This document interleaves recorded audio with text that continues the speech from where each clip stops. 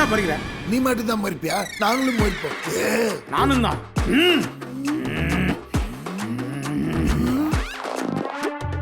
பாத்தியாடா, நான் மொச்சோன்ன பையன் எப்படி பயந்து ஓடுறான்னு. நம்மளை பார்த்தா பேயே பயப்படுவாங்க. இது அந்த பேயே கேட்டுக்கிட்டு தாண்டா இருக்கு.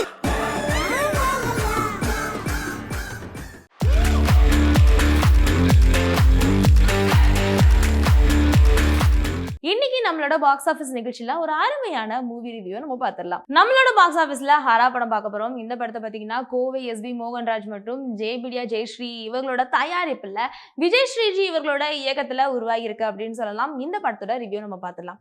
எப்பவுமே மைக் மோகன் அவர்கள் சூஸ் பண்ற படம் எப்படி இருக்குன்னா ஒரு மெலடி கலந்த ஒரு சட்டில்டான ஒரு மூவியா தான் இருக்கும். பட் அவங்க ரொம்ப நாளுக்கு அப்புறம் ஒரு கன்பேக் கொடுத்துருக்காங்க அப்படின்றப்ப இது எந்த மாதிரியான மூவி அப்படின்னு சொல்லிட்டு நீங்க எதிர்பார்த்திருப்பீங்க.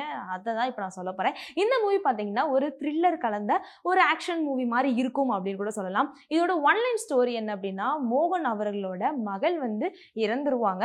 அது கொலையா தற்கொலையா அப்படின்றதான் ஃபைனல்ல கண்டுபிடிப்பாங்க மோகன் அவர்கள். இப்போ இந்த ஃபுல் ஸ்டோரியை ஒரு ஷார்ட்டா சொல்றேன், நீங்க புரிஞ்சுக்கோங்க. மோகன் அவர்களோட மகள் இறந்த உடனே இது கொலையா இருக்குமா இல்ல தற்கொலையா அப்படின்றப்ப பல சந்தேகங்கள் வரும். அப்படி பல சந்தேகங்கள் வரும்போது நம்ம பழி வாங்குறதுக்கு போவாங்கல்ல, அந்த மாதிரி இவர் பழி வாங்க போவாங்க. இப்படி பல பேரை திடீர்னு ஆக்ஷன்ஸ்லாம் வரும். திடீர்னு யாரோ சுடுற மாதிரி இருக்கும், திடீர்னு யாரோ துரத்துற மாதிரி இருக்கும். இப்படி பல ட்விஸ்ட்லாம் வச்சிருப்பாங்க ஸ்டார்டிங்கே. இந்த மாதிரி ட்விஸ்ட்லாம் வச்சு காமிக்கும் போது அவங்களுக்கு பல பிரச்சனைகள் இருந்திருக்கும்ல. இப்ப நம்மளுக்கு ஒரு ஃபேமிலியில இஷ்யூ வருது அப்படின்னா அவங்க ஃபேமிலியில இஷ்யூ ஆயிருக்கும்ல.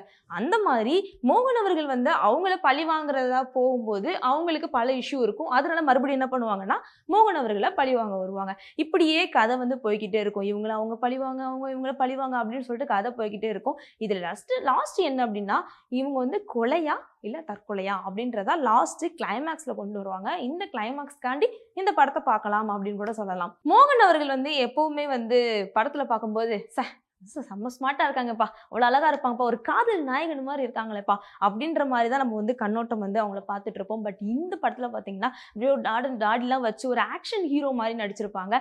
திடீர்னு ஒரு ஃபைட்டு வருதுப்பா, திடீர்னு ஓடுறாங்கப்பா, திடீர்னு யாரோ கும்பலா சண்டை போடுறாங்கப்பா. இந்த மாதிரி பல விஷயங்கள் இந்த படத்துல இருக்கும். பட் இன்னும் கொஞ்சம் பெஸ்டா இருந்திருக்கலாம் அப்படின்னு சொல்லிட்டு நம்மளுக்கு தோணும். ஏன் அப்படின்னா அவர்களை அந்த ஒரு கண்ணோட்டத்திலேயே நம்ம பார்த்துட்டு இந்த படத்துல ஒரு ஆக்ஷன் ஹீரோவை பார்க்கும்போது இன்னும் கொஞ்சம் பெஸ்டா இருந்திருக்கலாம் அப்படின்னு தோணும். பட் நார்மலா பார்த்தோம்னா இந்த கதை ஓகே. ஏன்னா பல படத்துல இதே கான்செப்ட் எடுத்திருப்பாங்க.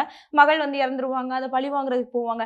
பட் இந்த படத்துல கொஞ்சம் டிஃப்ரெண்ட் என்ன அப்படின்னா அவங்க மகள் இறந்துருவாங்க, அது கொலையா தற்கொலையான்னு நம்மளுக்கு தெரியாது. அதுக்கு முன்னாடி இவர் பழி வாங்க போயிடுவாங்க. அதுக்குள்ள பல பிரச்சனைகள் வரும். அந்த பிரச்சனைகள்னால மறுபடியும் இவரை சண்டை போடுவாங்க. இப்படி கொஞ்சம் கொலாப்ஸ் ஆகிட்டே இருக்கும். பட் ஃபைனலா பார்த்தீங்கன்னா மூவி இஸ் குட். இன்னைக்கான மூவி ரிவ்யூ நம்ம பார்த்துட்டோம். கண்டிப்பா உங்களுக்கு பிடிச்சிருக்கும் நம்புறேன். இதே மாதிரி அடுத்த மூவில உங்கள்கிட்ட மீட் பண்றேன். Tata, bye bye.